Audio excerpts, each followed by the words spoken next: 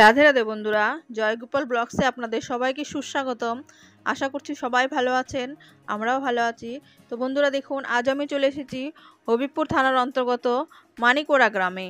তো মানিকোড়া গ্রামের পথ ধরে আমি আজ হেঁটে চলেছি। এখানে মা বিরাজমান, মা কালী পুজো হয়, খুব ধুমধামে মায়ের পুজো করা হয়। তো বন্ধুরা দেখুন, এই পুজো উপলক্ষে কিন্তু বড় বিরাট মেলার আয়োজন করাও হয়। তো আমি সকালবেলা এসেছি, তাই মেলাটা ফাঁকা আছে, সব দোকান বন্ধ আছে। কিছু কিছু দোকান দেখুন খোলা আছে, এখন ভিড়টাও কম আছে। তো আমি মায়ের দর্শন করে নেব। তো বন্ধুরা, এখানকার মা খুবই জাগ্রত।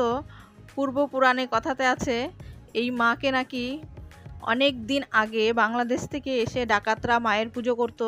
মায়ের পুজো করে তারা ডাকাতি করতে বেরোতো এবং সব কাজে তারা সফলতা অর্জন করত। তো সেই থেকেই কিন্তু এখানকার মার পুজো চলছে, এখনও পর্যন্ত চলছে। তো এখানে মা কিন্তু ডাকাতকালী নামেই পরিচিত। এখানে জায়গাটার নাম হচ্ছে মানিকোড়া।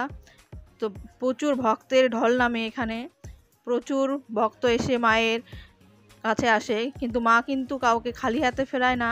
এখানকার মা খুবই জাগ্রত। কথাতে আছে, মায়ের যখন পুজো হয় প্রচণ্ড পরিমাণে বলি পড়ে। তো দেখুন এখানে বলি পড়েছে।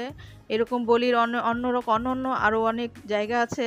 সারা রাত ধরে এখানে মায়ের বলি পড়ে। তো এখানে বলির জন্য মা কিন্তু সামনের দিকে ঝুঁকে আসার জন্য মাকে কোমরে শিকল দিয়ে বেঁধে রাখাও হয়। তো দেখুন প্রচুর ভক্ত, সকালবেলাতেও কিন্তু প্রচুর ভক্তর আগমন হয়েছে। মা কিন্তু কোনো ভক্তকে খালি হাতে ফেরায় না। তাই আমরা আজকে চলে এসেছি মায়ের দর্শন করতে। তো আপনারা সবাই আসুন, মায়ের দর্শন করুন। এখানে মায়ের মানত করে, যে যার যেরকম মনের ইচ্ছা মাকে বলে, মা সবার মনের ইচ্ছা পূরণ করে।